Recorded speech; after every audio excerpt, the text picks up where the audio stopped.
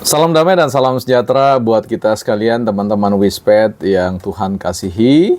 Pada kesempatan kali ini kita akan berbincang di seputar respon dan bukan reaksi ya. Respon kita terhadap apa yang kita sebut dengan kebutuhan finansial dalam pengelolaan pelayanan di gereja. Nah, tentu bukanlah hal yang langka atau yang asing untuk mendengar berbagai macam keluhan-keluhan terkait dengan defisit anggaran gereja, ketidaktersediaan sumber daya finansial oleh karena anggapan-anggapan yang mungkin perlu kita luruskan atau kita renungkan lebih jauh lagi terkait dengan bagaimana gereja membiayai dirinya dalam rangka untuk memberikan dukungan atau support system terhadap penata layanan di gereja.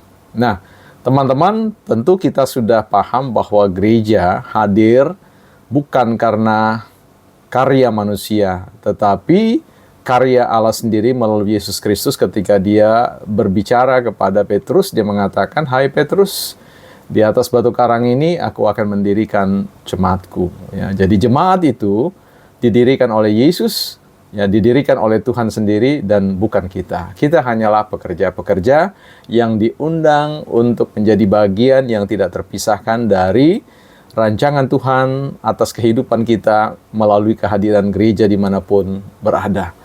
Nah, kita memahami bahwa ketika Tuhan mengatakan bahwa Petrus, di atas batu karang ini aku akan mendirikan jemaatku, dia bertindak sebagai kreator, dia bertindak sebagai pencipta gereja itu sendiri. Jadi gereja itu adalah made in God, not made in human, ya, bukan ciptaan manusia.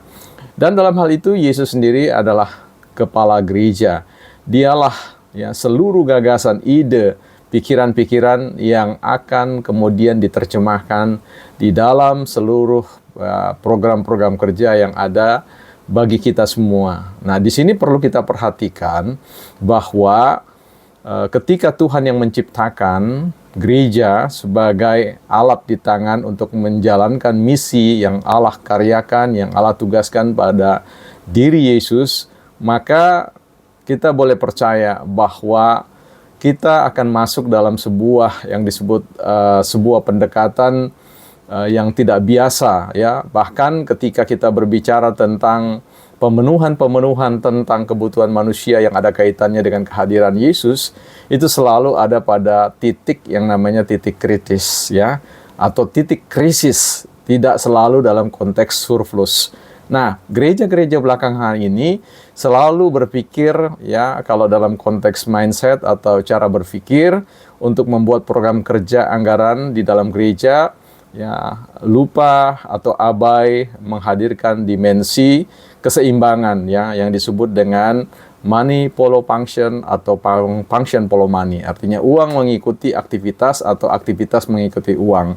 Kalau money follow function itu artinya bahwa keberadaan kegiatan itu akan disusun terlebih dahulu dan kemudian nanti anggaran akan ditentukan. Jadi anggaran tidak mendikte, uang tidak mendikte aktivitas. Jadi orang atau gereja berusaha untuk menghadirkan yang namanya skala menjawab masalah, ya, masalah, kemudian kebutuhan dan kemudian keinginan. Dalam hierarki yang paling puncak bahwa kegiatan yang dicanangkan sebagai program kerja dalam rangka untuk menjawab masalah-masalah yang dihadapi oleh jemaat secara keseluruhan, ya. Jadi bukan hanya bicara tentang mendahulukan tentang kita punya uang berapa dan kemudian dari uang itu kita buat apa, karena itu berarti function follow money. Artinya kegiatan itu hanya akan disusun sedemikian rupa, diformulasikan dengan mempertimbangkan kondisi keuangan. Nah, ini perlu dikatakan bahwa money follow function, ya, itu bicara tentang iman, ya. Jadi orang menyusun program kerja itu mengedepankan keyakinan bahwa Tuhan akan berkarya, ya. Tuhan ambil bagian dan tidak pernah terlepas dari semua apa yang kita buat, kalau apa yang kita buat itu sungguh-sungguh dalam rangka untuk menjalankan misi Allah, ya, seperti itu. Nah, kita lihat di sini bahwa aspek iman ini perlu dikedepankan, tapi juga tentu tidak mengabaikan aspek yang namanya rasionalitas, aspek nalar. Yang tadi dikatakan adalah function follow money. Artinya ada keseimbangan rasionalitas yang ditakar, tapi jangan sampai menenggelamkan yang kita sebut dengan money follow function. Ya, ini penting sekali.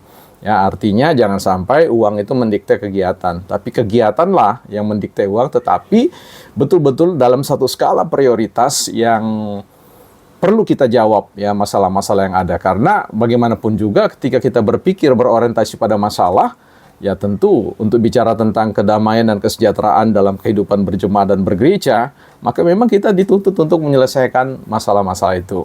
Berbicara tentang penyelesaian masalah, teman-teman, maka kita akan dibawa pada sebuah kesadaran. Mari kita lihat bagaimana Yesus berkarya dalam sejarah perjalanan kehidupan. Yesus tidak pernah menyampaikan sesuatu terkait dengan menyampaikan kepada bendaharanya waktu itu Yudas, yang mengatakan berapa jumlah uang yang kita miliki. Tidak. Dia selalu berpikir tentang apa yang harus kita lakukan, ya, bahwa perjumpaan-perjumpaan dengan orang-orang yang sakit, yang menderita, dengan segala hal itu menjadi sebuah penekanan, orientasi di dalam melaksanakan segala sesuatu.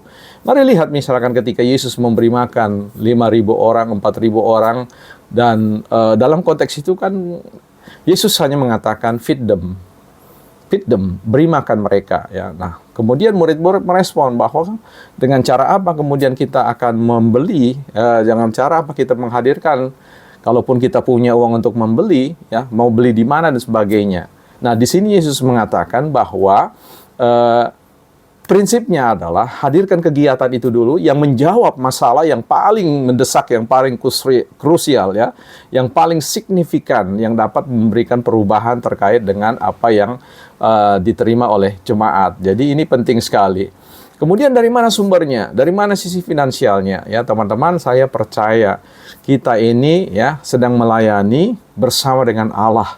Ya, Roma 8 ayat 28 mengingatkan kepada kita bahwa kita tahu, ya, jadi kita tahu bahwa Roh Allah turut bekerja, ya, turut bekerja di dalam segala sesuatu, termasuk dalam konteks perencanaan program kerja anggaran, ya. Jadi di situ katakan dalam Roma 8:28, jadi kita tahu sekarang bahwa Roh Allah turut bekerja di dalam segala sesuatu untuk mendatangkan kebaikan bagi mereka yang mengasihinya, yaitu mereka yang terpanggil sesuai dengan rencana Allah.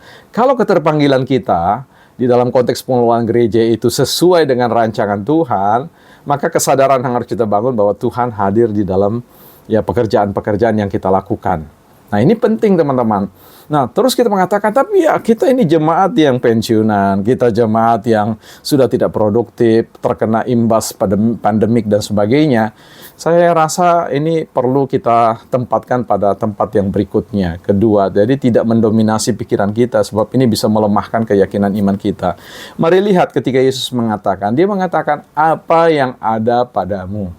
Ya, ketika dia memberikan makan 5.000 orang, dia bertanya kepada orang-orang di sekitar situ, apa yang ada padamu, ya. Maka orang menghadirkan 5 roti dan 2 ikan. Jadi mungkin dari sisi manusia mengatakan, kita nggak punya apa-apa, yang kita punya hanya ya 2 ikan dan 5 roti. Bagaimana mungkin, how, ya, it's very impossible ya to feed them, ya.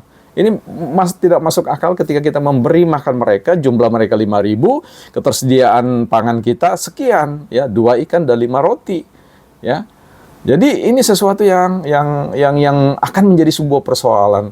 Tetapi Yesus menjawab itu semua dan kemudian kita lihat, ya, setelah semua makan, semua berkelimpahan. Apa artinya? Ya, Allah selalu bekerja pada situasi-situasi yang krisis, ya, situasi-situasi di mana kita tidak berdaya. Dan situasi-situasi ketika kita tidak berdaya, kita mengatakan ini Tuhan yang kami miliki, ya. Jadi mulailah dengan berikanlah apa yang kita miliki, bukan orang lain miliki. Ini pentingnya.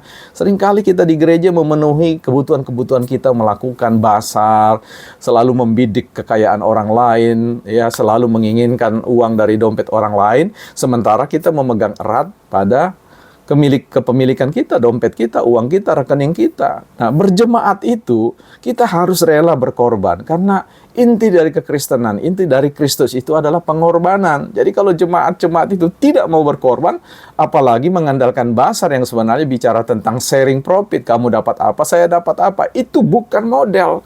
bukan cara bagaimana menata layani, memberikan dukungan penata layani di dalam gereja. Itu adalah, ya, menurut saya picik ya. Gereja tidak dibangun dalam rangka Anda untuk mendapatkan apa. Kita bertanya tentang apa yang bisa didapat. Tapi dalam pengertian yang jauh sekali, teman-teman, ini bukan persoalan profit ya.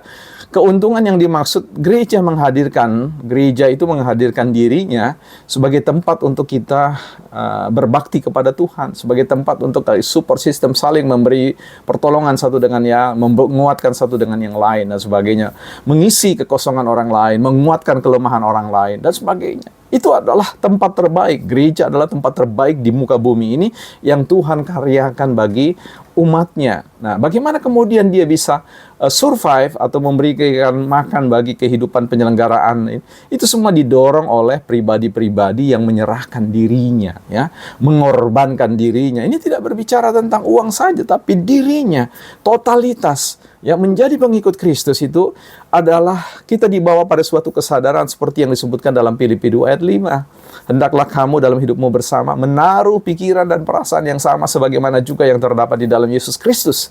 Artinya, bagaimana Yesus berpikir, bagaimana Yesus bertindak, sedemikianlah kita bertindak. Anda bisa bayangkan kalau Yesus mengatakan, aku akan korbankan diriku, tapi kamu, apa yang kau bisa buat aku? It's tragedy, ya. Itu adalah sebuah tragedi dalam hidup kita ketika Yesus mengatakan seperti itu. Tapi kan karena anugerahnya, karena kasihnya, karena cintanya, dia memberikan dirinya sepenuhnya, tidak 99,9%, tapi 100%, ya, submit himself, ya. Dia menyerahkan dirinya sendiri, his body for us, ya. Dia berikan itu untuk kita supaya kita semua mendapatkan keselamatan yang dianugerahkan secara cuma-cuma. Jadi teman-teman, kalau teman-teman membuat program kerja anggaran, maka pastikanlah bahwa teman-teman dipengaruhi oleh hikmat yang berasal daripadanya. Oleh tuntunan kuasa kebenaran firman Allah yang teman-teman bisa gali di dalam Alkitab dan di dalam buku-buku yang diinspirasi oleh Roh Kudus.